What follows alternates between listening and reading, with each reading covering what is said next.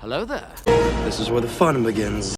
Better late than never. Welcome to my Star Wars Tales of the Empire trailer breakdown video. We are going to be discussing everything in this trailer in this video, everything that you might have missed, official Easter eggs, unofficial Easter eggs, things that are going to be important for this upcoming series. Of course, we're going to go ahead and hop right on into it. Before we do though, however, grab the subscribe button if you haven't already, as we're discussing and covering all types of Star Wars related news, leaks, rumors, theories, and breakdowns here on the channel. So if you guys are into any of that, go ahead and grab that subscribe button today. Okay, so Lucasfilm has finally given us a surprise first look at its next Star Wars animated series after the Bad Batch Season 3's third and final season is going to eventually run out of episodes, but a continuation of the anthology format established by last year's Tales of the Jedi. We are now here to welcome Tales of the Empire. This time around, it's not stories of the light side, but of darkness, if or anything, and two very intriguing characters with the connections across the Star Wars saga, by which we've been dying to hear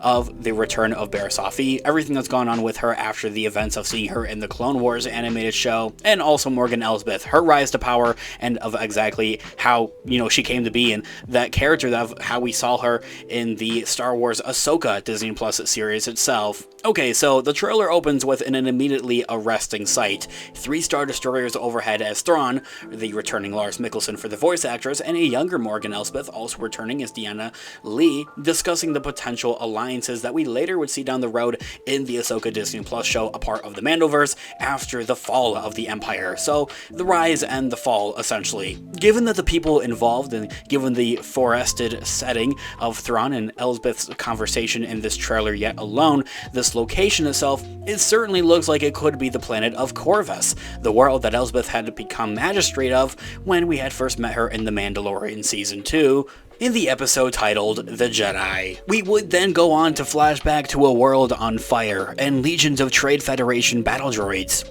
saying that years ago my people were all but destroyed, Elsbeth tells Thrawn, as we flash to fleeing Night Sisters and even a glimpse of a younger Elsbeth herself, hiding among the smoke and the fog of what is clearly now supposed to be Dathomir. This is a very specific moment in the time during the events of the Clone Wars animated series, and its inclusion here reveals of how and what that Morgan Elsbeth was present during the events of Season 4 episode of Massacre, technically a part of the Clone Wars. Like, she was there somewhere in the background, kind of putting 2 and 2 together, and having those Clone Wars flashbacks, I think, is all the more, and is going to make it so incredible. A climatic moment in Asajj Ventress's revenge arc after being abandoned by Count Dooku, and after that she had returned home to the Night Sisters to use them in a plot to assassinate him in the episode titled Massacre, a part of the Clone Wars. It also goes on to see General Grievous and his forces assault Dathomir shortly after, on Dooku's orders, razing the Night Sisters' home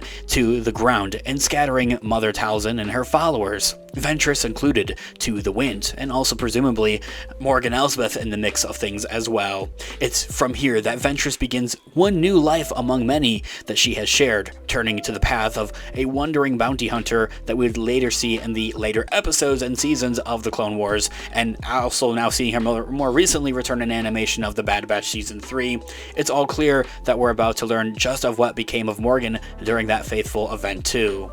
Thrawn, as we see him here, is not in the uniform that we would typically associate him with, meaning that this takes place before he becomes a Grand Admiral. But this also rank plaque, code cylinders, and that gray uniform denote at this point in his career, Thrawn has risen to the rank of Admiral in the Imperial Navy. Thrawn is promoted to Admiral during the events of the 2017 novel Thrawn, which is a part of canon, for his part in the quelling of the Sensest uprising on the world of Batu Jef through nonviolent methods, safely bringing the planet back into the Imperial fold of things. The Batu Jef uprising takes place in year 9 BBY, before Battle of Yavin, so Thrawn and Elsbeth's first meeting takes place sometime between then and 2 BBY, as for that rise to Grand Admiral that he's promoted after taking credit for ending an insurrection in the Baton system among and against the Imperial Navy, and the Empire itself. We would then go on to cut away from Morgan Elsbeth's story to focus momentarily on the other half of the Tales of the Empire episodes, as this is going to be 6 shorts releasing on May 4th on Star Wars Day, if you didn't know that, clear from the get-go of course, and it's very similar to that format and that layout of its predecessor, Tales of the Jedi. 3 of those episodes are about Ahsoka Tano, and the other 3 are about Count Dooku. And so we are seeing the same thing here. 3 of these episodes are focused on Morgan Elsbeth and her character, while the other 3 are focused on Barriss Offee, as an Imperial Inquisitor's shuttle of a similar design to the ones that we see in the Obi-Wan Kenobi show flies towards a small water world in orbit